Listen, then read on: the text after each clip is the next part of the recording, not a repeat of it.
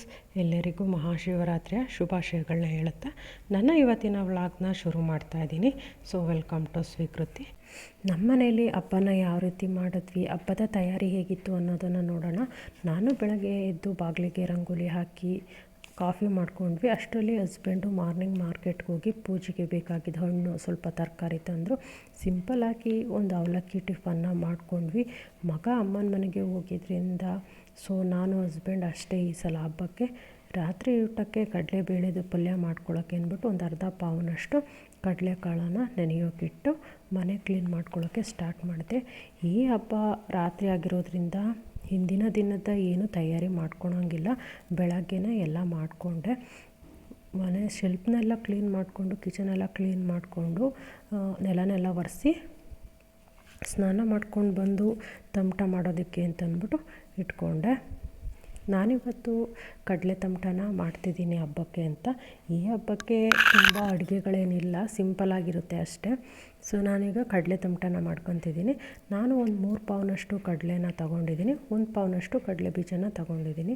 3 ಪಾವು ಕಡಲೆನ ಮಿಕ್ಸಿ ಮಾಡಿಟ್ಕೊಂಡು ಕಡಲೆ ಬೀಜನ ಸ್ವಲ್ಪ ಹುರ್ಕೊಂಡು ಮೇಲ್ಗಡೆ ಸಿಪ್ಪೆನೆಲ್ಲ ತೆಗೆದು ಮಿಕ್ಸಿ ಮಾಡಿಟ್ಕೊಂಡು ಕಡಲೆ ತಮಟ ಮಾಡೋದಕ್ಕೆ ಹಾಕ್ಕೊಳ್ತಾಯಿದ್ದೀನಿ. ಒಂದು 2 ಹಚ್ಚಿನಷ್ಟು ಬೆಲ್ಲನ ಕರಗೋಕ್ಕಿಟ್ಟು 3 ಹಚ್ಚಿಟ್ಕೊಂಡೆ. ಸ್ವಲ್ಪ ಜಾಸ್ತಿ ಆಯಿತು, ಪಾಕ ಹಂಗೆ ಉಳಿದಿದೆ. ಒಂದು 2 ಹಚ್ಚು ಮಾಡ್ಕೊಂಡಿದ್ರೆ ಸಾಕಾಗಿತ್ತು ಅನ್ನಿಸ್ತು. ಅಷ್ಟು ಬೆಲ್ಲನ ತಗೊಂಡು ಈ ರೀತಿ ಸೋಸ್ಕೊಂಡು ತಮಟನೆಲ್ಲ ಮಾಡಿಟ್ಟೆ. 3 ಪಾವು ಕಡಲೆ ಹಿಟ್ಟಿಗೆ 25ರಷ್ಟು ತಮಟ ಆಯಿತು. ನಾನು ಮಾಡ್ಕೊಳ್ಳೋದಿಷ್ಟೇ. ಇನ್ನು ಕೆಲವರು ಅಕ್ಕಿ ತಮಟ, ಗೋಧಿ ಮಾಲ್ದಿ ಎಲ್ಲ ಮಾಡ್ಕೋತಾರೆ. ನಾನು ಮಾಡ್ಕೊಂಡಿದ್ದಿಷ್ಟೇ. ನಮ್ಮ ಮನೇಲಿ ಸ್ವಲ್ಪ ಸ್ವೀಟ್ ತಿನ್ನೋದೇ ಕಮ್ಮಿನೇ, ನಾನಷ್ಟೇ ಸ್ವೀಟ್ ತಿನ್ನೋದು. ತಮಟ ಎಲ್ಲ ಮಾಡಿಟ್ಟು ಸ್ವಲ್ಪ ಟೈಮ್ ಮಲಗಿದ್ದೆ. ತುಂಬ ಬಿಸಿಲು ಬೇರೆ ಇತ್ತಲ್ವ. ಸಂಜೆ ಊಟಕ್ಕೆ ಮತ್ತು ಪೂಜೆಗೆ ರೆಡಿ ಮಾಡ್ಕೊಳ್ಳೋಕ್ಕೆ ಶುರು ಮಾಡಿದೆ. ಎಲ್ಲರ ಮನೇಲೂ ಕಾಮನ್ನಾಗಿ ಇವತ್ತು ಉಪ್ಪಿಟ್ಟಿರುತ್ತೆ. ಯಾಕಂದರೆ ಶಿವರಾತ್ರಿ ದಿನ ರೈಸ್ ಮಾಡ್ಕೊಳ್ಳೋಂಗಿಲ್ಲ, ತಿನ್ನೋಂಗಿಲ್ಲ, ಉಪವಾಸ ಇರಬೇಕು ಅಂತ. ಯಾರೂ ಅಷ್ಟೊಂದು ಆಚರಣೆ ಮಾಡಲ್ಲ ಅಂದ್ಕೋತೀನಿ. ನಮ್ಮ ಮನೇಲೂ ಅಷ್ಟೇ ಅಷ್ಟೊಂದು ಆಚರಣೆಗಳಿಲ್ಲ. ಸೊ ನಾನು ಸ್ವಲ್ಪ ಉಪ್ಪಿಟ್ಟು ಮಾಡಿಟ್ಕೊಂಡೆ. ಜೊತೆಗೆ ಕಡಲೆಕಾಳು ಉಸ್ಲಿನೂ ಮಾಡಿದ್ದೆ. ದೇವರ ನೈವೇದ್ಯಕ್ಕಷ್ಟೇ ಈ ತಿಂಡಿಗಳು. ಶಿವಲಿಂಗ ಪೂಜೆಗಿನ್ನೇನು ಹಣ್ಣು ಹಸಿ ಕಾಳುಗಳು ಅಷ್ಟೇ ಅಲ್ವಾ. ಸೊ ನಾನು ಉಪ್ಪಿಟ್ಟು ಮಾಡಿಟ್ಟು ಶಿವ ಪೂಜೆಗೆ ಬೇಕಾದ ಹಣ್ಣುಗಳನ್ನೆಲ್ಲ ಕಟ್ ಮಾಡಿಕೊಂಡು ಶಿವ ಪೂಜೆನ ಮಾಡಿದ್ವಿ.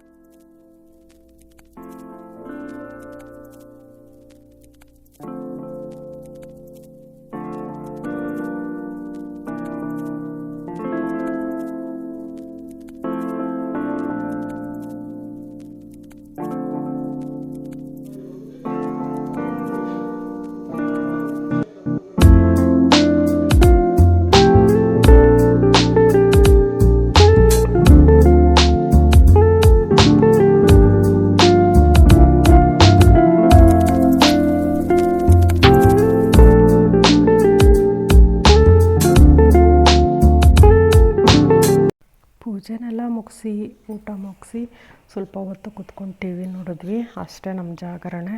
ದೇವಸ್ಥಾನಗಳಾಗಿದ್ರೆ ಅಲ್ಲಿ ಪೂಜೆ ಎಲ್ಲ ಇರ್ತಿತ್ತು, ಸೊ ಜಾಗರಣೆ ಮಾಡ್ಬೋದಿತ್ತು. ನಾವು ಯಾವ ದೇವಸ್ಥಾನಕ್ಕೂ ಹೋಗೋಕ್ಕೆ ಆಗಲಿಲ್ಲ.